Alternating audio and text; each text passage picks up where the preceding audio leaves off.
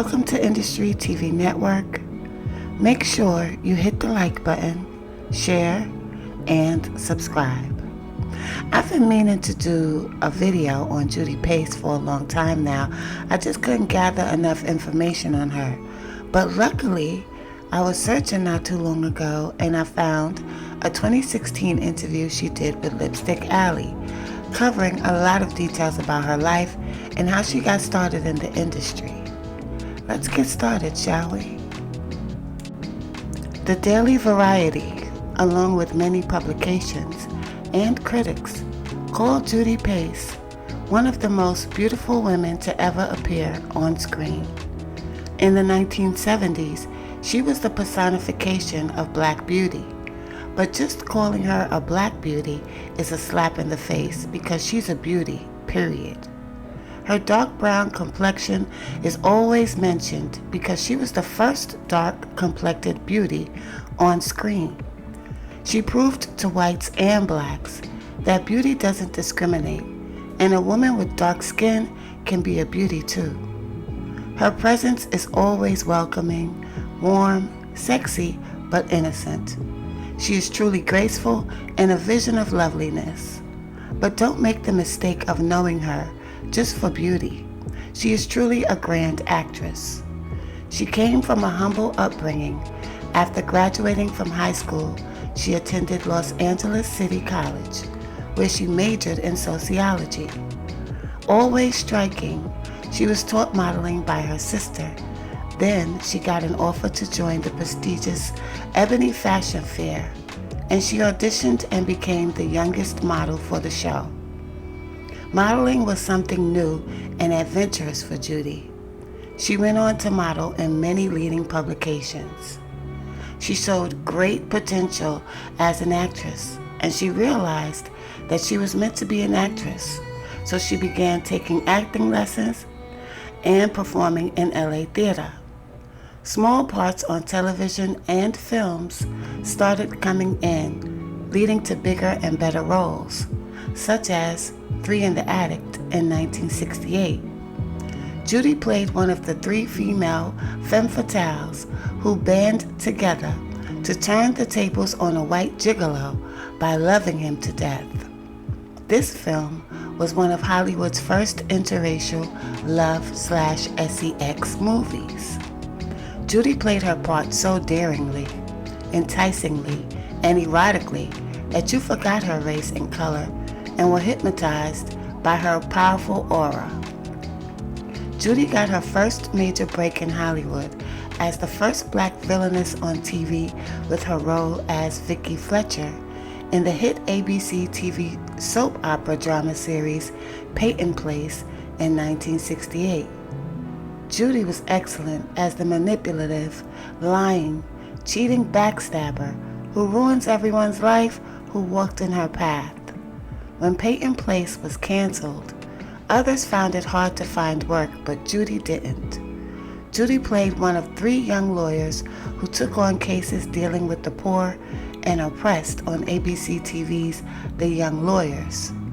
The 1970s was the start of a new, exciting, experimental era that'll never be seen again. It was the era of Black power and Black beauty. Judy, more than anyone, exemplified that era of thinking. She was Black and beautiful, truly. She was the new Black woman, confident, strong, sweet, sexy, vivacious, and gorgeous. Judy Pace was referred to as the Black baby doll or the Black Barbie because she looked just like a perfect doll. She became a familiar face on both the big and small screen, appearing in popular Black exploitation movies and popular television shows. She played a character on the soap opera One Life to Live. Television programs on which she appeared include Batman, Bewitched, The Flying Nun, I Spy, The Mod Squad, Kung Fu, Sanford and Son, and What's Happening, just to name a few. Judy also made a supporting role appearance as Gail Sayers' wife in the critically acclaimed 1971 ABC TV movie Brian's Song. She never acted black or white. She simply just acted, and her portrayals were moving to anyone watching her. She made you become deeply involved in her roles. Even as a bad lady, she made you hate her but love her a little. Judy was a natural, versatile actress. She could play the sweet, innocent girl next door. She could play an evil femme fatale. She could play the dumb beauty and make it believable. She made you understand her and have a little heart for her. Judy's first marriage was to actor Don Mitchell, who had success on Ironside. She had 2 children from that union, and later she married baseball legend Curt Flood. Since Flood's passing in 1997, Judy has been a major spokesperson for her husband's role in establishing free agency in professional sports. Judy is also the founder and supporter of the Kwanzaa Foundation with Star Trek legend Nichelle Nichols. Her daughter Julia Pace Mitchell currently has a role in the daytime soap opera The Young and the Restless. Her other daughter is a prominent attorney. Interviewer: Judy, it's time for your return to show business. Judy: You know, I literally retired because I don't multitask. I know that's the thing people do now, and I applaud everyone who can do that, especially women. I think being pregnant is a job. It takes your full concentration. I admire women who can go to a board meeting and carry a baby, but I can't. I can't do that. I had no role models for that. When I grew up, almost everyone's mom stayed at home. I had the stay-at-home mom and a grandmother who was always there. I'm now realizing I had a very blessed childhood with a mom and a dad who doted over all of us. Interviewer: That is a rare blessing now. Judy: I thank the Lord for the blessings I have received. To get back to the point, I couldn't have a career and my children. My kids refer to me as a mid-20th century diva. I take that title with great pride. I was lucky I got into business at the time the civil rights movement was going on. Of course, I'm referring to the 60s. In those days, you had to do everything as a performer. You had to dance, sing, and act, and you better do it well. Since I was a dark brown African American, I had to wear blinders like a horse. The only thing I could focus on was my career. Interviewer: That's how you did it. Judy: I had to be like a laser. It was the only way I could make it. Interviewer: You are considered a pioneer today, Judy. Judy: I rolled my covered wagon up on Sunset and rolled into Columbia Studios, and they signed me. Interviewer: Did you have to audition, or were you signed based on beauty? Judy: At the time I entered the business, dark brown was not considered pretty in any way, shape, or form. Dark brown didn't get you in the beauty lane. Interviewer: And yet you are beautiful. Judy: I was a novelty. There weren't any before me. I broke the color barrier of dark brown. Interestingly, I was working as a model. I was the continuing national image of Pepsi Cola, and that had never happened before. Interviewer: How did you get started in modeling? Judy: I had an audition with Johnson Publications, who published Ebony, Essence, and Jet magazines. They had a fabulous traveling show that went to all the major cities called the Ebony Fashion Fair. Only the best top models could even be in the show. My dear friend, Marilyn McCool, who was in high school with me, called me and told me we had to go to the audition. We were 17 years old. Her mom wouldn't let her go, but I did, and I got a call back to go to Chicago and meet Mr. Johnson. We had a great interview, and they signed me to be a model. I was so excited and went to New York for all the fittings and started doing the shows. Then I got a phone call from the road manager telling me they were going to have to let me go. I started crying, and Mrs. Johnson got on the line and told me I was the cutest little model, but I looked like I was dressed up in my mother's clothes.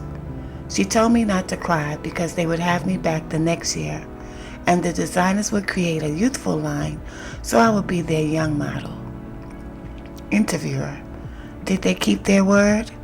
Judy: they did bring me back the next year, and I was the teenage model. I was just too youthful for their sophisticated, high-fashion clothes. At this time, Ebony got a call from Columbia Pictures looking for a dark-skinned actress to play an African diplomat's daughter, so I went and signed the contract. Interviewer: what kind of work did you do for Columbia? Judy: mainly 60s television work like Bewitched and The Flying Nun and all those shows at the time. Interviewer: was it a good experience to guest on these shows? I know it can be difficult to enter a set where everyone knows each other already and you are the new one. Judy: my first agent, Lil Cumber, who was a legend, told me to make sure everyone on these sets became my instant best friend. That includes lighting, sound, and director, because you don't want anyone not on your side. That really helped me, and I didn't have any problems. No matter what my call time was, I came early and stayed late, so I could learn how the pros did it. I soaked it all up. Interviewer: you didn't stay at Columbia that long, did you? Judy: no. I was also the first dark brown actress to sign with 20th Century Fox. My daughters made me aware I was the first black villainess on television when I filmed Peyton Place. I, along with Glenn Turman and Ruby Dee, was part of the first black family in a primetime drama. I was also the first pregnant black woman and teenager on a show.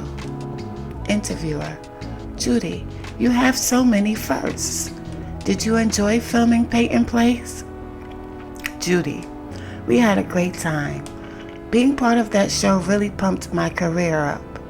From this, I got a contract for a 3-movie deal with American International Films. I was the first black woman to have a 3-movie deal. Interviewer: what movies did you make for them? Judy: the first film was called 3 in the Attic and starred Yvette Mimoux. It was a box office hit. Then I did Down in the Cellar with Joan Collins and Larry Hagman. The last one I did was Frogs, which is now a cult favorite. Interviewer: I know Frogs. Everybody knows that movie. What was it like working with Ray Milland? Judy: whenever he was working, I would go on the set and watch, even if I didn't have any scenes that day, just to watch this professional being brilliant with whatever scene he was doing. Interviewer: I love your looks in that film too. Judy: I played a fashion model. You know, in all 3 of these films, my boyfriends were Caucasian men. That was very forward for the time.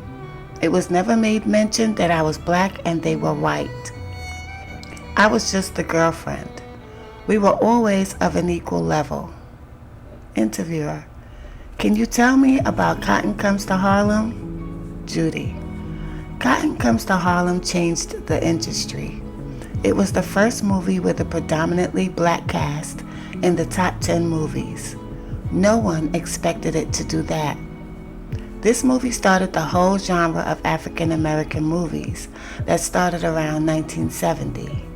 Before this, these films were not considered a money-making opportunity. Only the musicals from the 30s and 40s had been made before. Interviewer: you have always played all kinds of characters. You didn't get typecast so much. Judy: well, I had a lot of fun. I had a point to make, and that was dark brown-skinned people don't always have to play the maid. If it's a good role, just send me in. A lot of the roles I took were not written for a black woman. They were just written for a woman. Interviewer: Did you ever think of another career outside of acting? Judy: No, it's all I wanted to do. I enjoyed working so much. It's all I ever wanted to do. I had that point to prove, and it stuck with me. My dad always called me his little Hershey bar, so to me dark brown was a delicious color. I didn't know I was a beauty until I started modeling. Interviewer: What is your favorite type of work? Judy: I love to do comedy.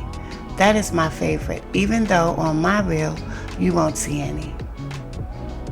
Interviewer: Comedy is the hardest style of acting. Judy: It is the hardest thing to create, produce, be a character in, or be believable. Interviewer: Why is that? Judy: It's because everybody knows what's going to make you cry, but nobody knows what's going to make you laugh. You can give the dialogue to 10 different people and maybe only one will make you laugh. It is the toughest. I love comedy, and that's why I love Donald Welch. He writes interesting and sophisticated comedy. Interviewer: You are about to film Don's movie The Divorce right now, aren't you? Judy: Yes, I'm glad he brought me in for the role in the movie. Interviewer: I'm looking forward to seeing you back on the big screen. Judy: My daughters told me I needed to get back to work. They have been giving me 1 or 2 films that I have been in the last several Christmases. They were finding them before everything was on DVD. They wanted to see some of my work. Most of it I hadn't even seen. Interviewer: I get the feeling you were just as happy being a stay-at-home mom as you were being a well-known actress. Judy: Thank you, Jesus, for my mom and dad. I'm basically a happy person. I love life and the blessings it gives you. I also did nightclub work. Interviewer: I didn't know that. Judy: It was expected if you were in the entertainment industry at that time. You better do nightclub work. I loved doing it. Interviewer: But you also wanted to be a mom, so you let it all go. Judy: Yes, I had a shift in my priorities. I wanted to hang out with my kids and my husband. All my friends were still in the business, so I lived vicariously through them. Interviewer: Did you make Brian's song before you had your daughters? Judy: Yes, it was right before I married Don Mitchell. By the way, I auditioned with Lou Gossett instead of Billy D. Williams. Interviewer: Was Billy D. famous at the time? Judy: No, but he used to play basketball with Lou and my husband and some other actors. And Lou got hurt, so Billy got the part. Interviewer: I know you are back to work again, Judy. How did this happen? Judy: I never meant to retire. I love show business and all that it involves. I have been filming a new sitcom the past couple of weeks, and I start Donald Welch's movie, The Divorce, in February. Now, that was a 2016 interview, and I don't remember seeing her on any shows, but she did claim to be in a couple of shows that was coming out around that time. When she married Don Mitchell, Judy and Don were considered the first Black power couple in the 70s. When they were both at the height of their careers, he was starring in Ironside and she was starring in Peyton's Place and many other TV series. They were one of the first Black couples to purchase a home in Hollywood Hills. Don was known to be the only African American in his neighborhood to ride around town in a Rolls Royce, which seems to have drawn a lot of attention during that time. Don and Judy were married from 1972 to 1986, and Don sadly passed away in 2013 from natural causes at the age of 70. Pace had been courted by late baseball great Curt Flood in 1966 when he saw her as a bachelorette contestant on the game show The Dating Game. They dated until 1970 after Flood lost his court case and left the country. After Pace's 1984 divorce from Mitchell, she and Flood met again, leading to their 1986 marriage. They remained together until Flood's death in 1997. Judy shook things up on the big screen in 1970 when she starred in the first Hollywood-produced and financed film directed by an African American, Cotton Comes to Harlem, directed by acclaimed actor Ossie Davis. Cotton Comes to Harlem was derived from the writings of African-American novelist Chester Himes. Given a mainstream budget, the film became the first black action blockbuster, paving the way for what would later be deemed Hollywood's black exploitation film era of the early 1970s. In many ways, Cotton Comes to Harlem was very stereotypical in its depiction of African Americans. However, it succeeds because it is able to give off that certain coolness and vibe which are indicative of the black experience in America. The film is centered on charlatan black leader Reverend Deke O'Malley, played marvelously by Calvin Lockhart, who plans to steal the money of poor blacks with a bogus Back to Africa movement. With an all-star cast that included Godfrey Cambridge, Raymond St. Jacques, Red Fox, Cleavon Little, and the aforementioned Lockhart, Judy more than held her own. Playing Iris, O'Malley's sexy hot-tempered girlfriend, Judy nearly steals the movie as she vamps, seduces, and even commits murder for the man she loves. Cotton Comes to Harlem appeared to be the vehicle that would launch Judy into superstardom, but in reality, it would be her last major role. The black exploitation era she helped to usher in created roles shallow as they may have been for black actors, but very few films gave black women, with the exception of Pam Grier, much to do. Hollywood completely missed the message of Cotton Comes to Harlem by assuming that African American audiences wanted shoot-'em-up action films with black superheroes. In a nutshell, audience wanted the same thing white audiences wanted: good movies. Judy floated through a string of forgetful films during that period before turning to the stage. In the mid-70s, she would enjoy a successful run on Broadway in a black rendition of Guys and Dolls. With the success of black actresses such as Halle Berry, Angela Bassett, and Kerry Washington, the contributions of talents such as Judy Pace have been relatively forgotten. However, let the record show that Judy Pace's influence in how the world sees African American women, particularly dark-skinned black women, cannot be diminished. Prior to Judy, the ideal black sex symbol was relegated to lighter-skinned black women such as Lena Horne and Diane Carroll.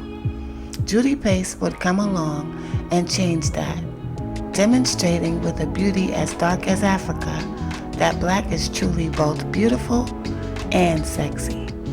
Ciao for now.